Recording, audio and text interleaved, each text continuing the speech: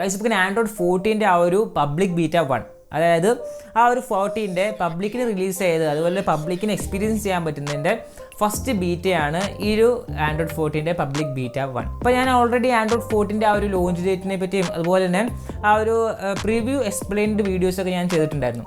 അപ്പോൾ ആ ഒരു വീഡിയോയിലൊക്കെ ഒരു ബീറ്റ വേർഷൻ അല്ല, അതൊരു പ്രിവ്യൂ വേർഷനാണ്. അതായത് ആൻഡ്രോയിഡ് 14 ഏകദേശം എന്തൊക്കെ എക്സ്പെക്ട് ചെയ്യാം, അതുപോലെ തന്നെ ആൻഡ്രോയിഡ് 13 തന്നെയാണത്. മെയിനായിട്ട് ബാക്ക് എൻഡിലായിരിക്കും അതിൻ്റെ ആ ഒരു ചേഞ്ചസ് ഒക്കെ വരുന്നത്. അത് മെയിനായിട്ട് നമ്മൾ ആ ഒരു യൂസ് ചെയ്യുമ്പോൾ എക്സ്പീരിയൻസ് ചെയ്തില്ല, അതായത് ആ ഒരു യൂസർ ഇൻ്റർഫേസിൽ വലിയ ചേഞ്ചസും കാര്യങ്ങളൊന്നും വരത്തില്ല.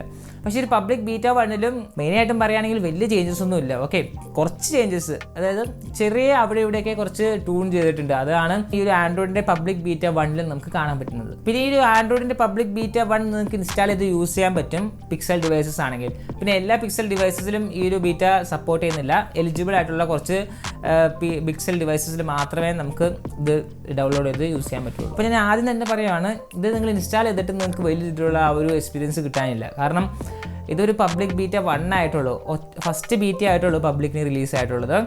ഇനിയും കുറേ വരാനുണ്ട്. അതായത് ഏകദേശം ഒരു 4-5 എങ്കിലും പബ്ലിക് ബീറ്റ മിക്കവാറും ഉണ്ടാവും. ഓക്കെ, അപ്പോൾ ആ ഒരു അവസാനത്തെ അല്ലെങ്കിൽ സെക്കൻഡ് ലാസ്റ്റ് ബീറ്റയ്ക്ക് ആകുമ്പോൾ നമുക്ക് ആൻഡ്രോയിഡ് 14 ഏകദേശം നമുക്ക് എന്തൊക്കെ എക്സ്പെക്റ്റ് ചെയ്യാമെന്ന് നമുക്ക് ആ ഒരു ബീറ്റിൽ തീരുമാനിക്കാൻ പറ്റും. അപ്പോൾ എന്തായാലും ഇപ്പോൾ ഈ ഒരു ബീറ്റ വേർഷൻ ഇൻസ്റ്റാൾ ചെയ്ത് നിങ്ങളുടെ ആ ഒരു ഫോണിൻ്റെ ഉള്ള പെർഫോമൻസും അതുപോലെ തന്നെ ആ ഒരു ഉള്ള ഫ്ലോയും കളയേണ്ട ആവശ്യമില്ല. ഓക്കെ, അപ്പോൾ എന്തായാലും ഞാൻ ഒരിക്കലും റെക്കമെൻഡ് ചെയ്യുന്നില്ല നിങ്ങൾക്ക് ഇൻസ്റ്റാൾ ചെയ്യാനായിട്ട്. ഇനിയിപ്പോൾ നിങ്ങൾക്ക് ഇത് ഇൻസ്റ്റാൾ ചെയ്ത് എക്സ്പീരിയൻസ് ചെയ്യണമെങ്കിൽ നിങ്ങൾക്ക് ഒരു സിസ്റ്റം ഉണ്ട്, ഒരു ലാപ്പൊക്കെ ഉണ്ടെങ്കിൽ ആൻഡ്രോയിഡിൻ്റെ ആ ഒരു ആൻഡ്രോയിഡ് സ്റ്റുഡിയോ എന്ന് പറഞ്ഞൊരു IDE ഉണ്ട്.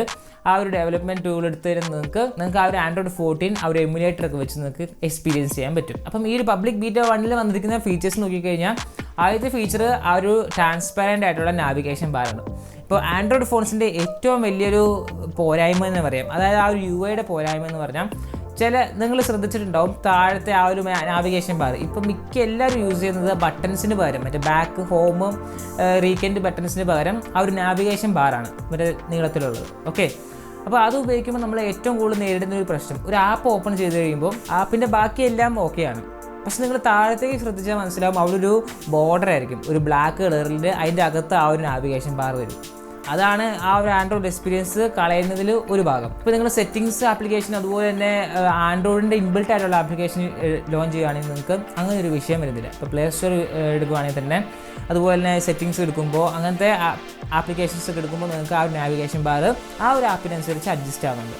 പക്ഷേ നിങ്ങളൊരു തേർഡ് പാർട്ടി ഇൻസ്റ്റാഗ്രാം, ഫേസ്ബുക്ക് ഒക്കെ എടുക്കുകയാണെങ്കിൽ അതുപോലെ യൂട്യൂബ് എടുക്കുകയാണെങ്കിലും താഴെ ഒരു ബ്ലാക്ക് കളറിൽ ഒരു സംഭവം വരുന്നുണ്ട്. ഓക്കെ, അത് നല്ല രീതിയിൽ അനോയിങ്ങാണ്.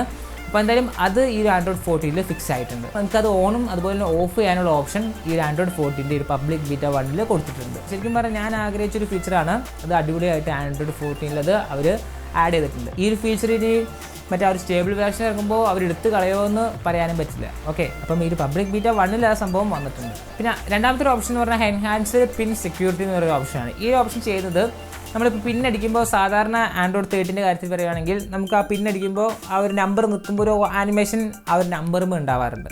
ഓക്കെ, ഇപ്പം നിങ്ങൾ കസ്റ്റമായിട്ടുള്ള OSൻ്റെ കാര്യം നോക്കിക്കഴിഞ്ഞാൽ, കസ്റ്റം UIs നോക്കിക്കഴിഞ്ഞാൽ നിങ്ങൾക്കത് ഓഫ് ചെയ്യാനുള്ള ഓപ്ഷനും വരുന്നുണ്ട്. പക്ഷേ ഈ സ്റ്റോക്ക് ആൻഡ്രോയിഡ് നമുക്ക് അങ്ങനെ ഒരു ഓപ്ഷൻ ഇല്ലായിരുന്നു. നമ്മൾ പിന്നടിക്കുമ്പോൾ ഒരു ആനിമേഷൻ ഇങ്ങനെ ആ ഒരു സർക്കിൾ ഇങ്ങനെ സ്പ്രെഡ് ആവുന്നൊരു ആനിമേഷൻ ഓൾറെഡി ഡിഫോൾട്ടായിട്ടുള്ളതാണ്. ആ ഒരു ആനിമേഷൻസ് കാണാൻ നല്ല അടിപൊളിയാണ്. പക്ഷേ സെക്യൂരിറ്റിയുടെ ആ ഒരു സൈഡിലേക്ക് വരുമ്പോൾ അത് ഇത്തിരി വിഷയമാണ്. കാരണം നമ്മുടെ അടുത്തിരിക്കുന്ന ആൾ ചിലപ്പോൾ നമുക്ക് അറിയാത്ത ആളായിരിക്കാം. അപ്പോൾ നമ്മൾ ടൈപ്പ് ചെയ്യുമ്പോൾ അത് ഇങ്ങനെ ആനിമേഷൻ അടിക്കുമ്പോൾ പെട്ടെന്ന് മനസ്സിലാക്കാൻ പറ്റും. അപ്പം അത് നമുക്ക് ഓഫ് ചെയ്യാനുള്ള ഓപ്ഷൻ ഈ ഒരു ആൻഡ്രോയിഡ് 14 വരുന്നുണ്ട്. അത് ഓഫ് ചെയ്തിട്ടായിരുന്നു നിങ്ങൾക്ക് ആ ഒരു നമ്പർ പ്രസ് ചെയ്യുന്നതിൻ്റെ ആനിമേഷനോ കാര്യങ്ങളൊന്നും കാണിക്കില്ല. ഓക്കെ, അപ്പോൾ അത് ഓൾറെഡി പണ്ടത്തെ ആ ഒരു ആൻഡ്രോയിഡിലൊക്കെ ഉള്ള പോലെ എനിക്ക് തോന്നിയിട്ടുണ്ട്, അതുണ്ടെന്നാണ് തോന്നുന്നത്. ഓക്കെ, അപ്പോൾ അത് ഇവിടെ ആൻഡ്രോയിഡ് 14 വീണ്ടും ഇത്തിരി എൻഹാൻസ്ഡ് ആയിട്ട് ഇറക്കിയിട്ടുണ്ട്. ഓക്കെ, പിന്നെ ഇപ്പം മിക്കവർക്കും ആൻഡ്രോയിഡ് 13 ആ ഒരു അപ്ഡേറ്റ് കിട്ടുന്നതാണ് എൻ്റെ ഒരു വിശ്വാസം. കാരണം ഞാനിപ്പം ആ ഒരു UIസിൻ്റെ ഒക്കെ വീഡിയോസ് ഇടാറുണ്ടായിരുന്നു, ഓക്സിജൻ വോയിസിൻ്റെയും MIUIയുടെയും പിന്നെ കളർ വോയിസിൻ്റെയും പിന്നെ ആ ഒരു പിന്നെ കുറച്ച് UIസിൻ്റെ ഒക്കെ ഞാൻ വീഡിയോ ഓൾമോസ്റ്റ് എല്ലാ UIസിൻ്റെയും അപ്ഡേറ്റും അതുപോലെ തന്നെ പുതിയ വേർഷൻ്റെ ഒരു എക്സ്പ്ലെയിൻഡ് വീഡിയോ ഇട്ടിട്ടുണ്ടായിരുന്നു. അതിപ്പോഴും ആക്റ്റീവായിട്ട് ആൾക്കാർ കാണുന്നുണ്ട്. അതുപോലെ തന്നെ കമൻസും കുറേ അധികം വരുന്നുണ്ട്.